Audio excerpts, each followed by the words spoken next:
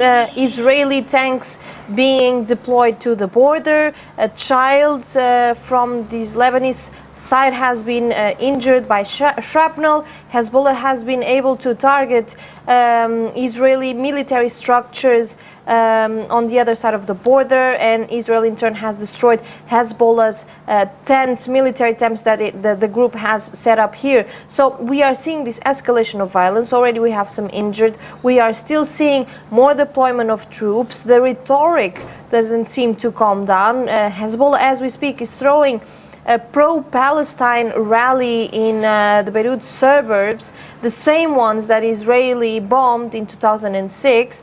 So although most of Beirut is empty, and I think you can see behind me that there's not much movement happening, there's little to no cars and not a lot of people on the streets, in this Hezbollah suburb there is a huge celebration going.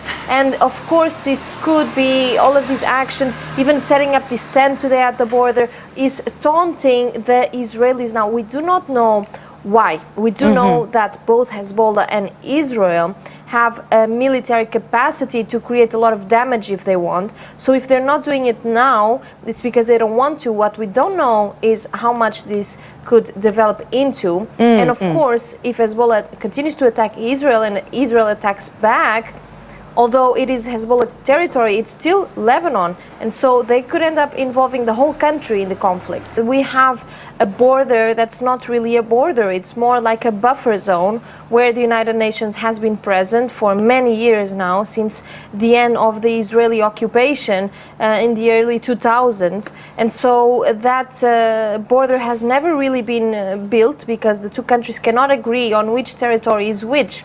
Now, in the last few months, these Shebaa Farms became even more relevant because Hezbollah starting setting up tents there and increasing their presence there, which of course then ignited this outrage from the Israelis, saying that this is Israeli territory. And we also saw Israel completing a wall around one of the villages in the surrounding areas, claiming the territory as their own, although this territory is still considered, well, it's not considered either of the countries according to international law, without consulting with the UN. So we have been seeing these clashes in the last few months because of this border that has, it's really just a scar that is etched or not etched in the land since the end of the war between these two countries. Since the start of this newest conflict,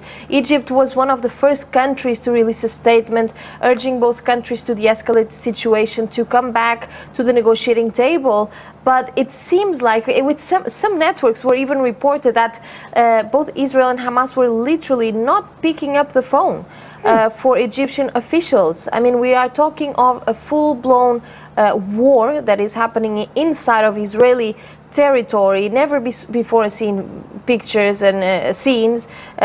Israeli government completely taken by surprise, their commanders being captured even in their civilian clothes. So it seems like Israel and Hamas were too busy, Hamas actively pursuing their plan and Israel trying to defend itself, to think about even talking about peace. Although Egypt has said that they are available, Turkey also has said that they are available for that. But at this time, Egypt hasn't had any success in that. And as the conflict is still so active there, there's really no expectation that a negotiation or a ceasefire could happen anytime soon.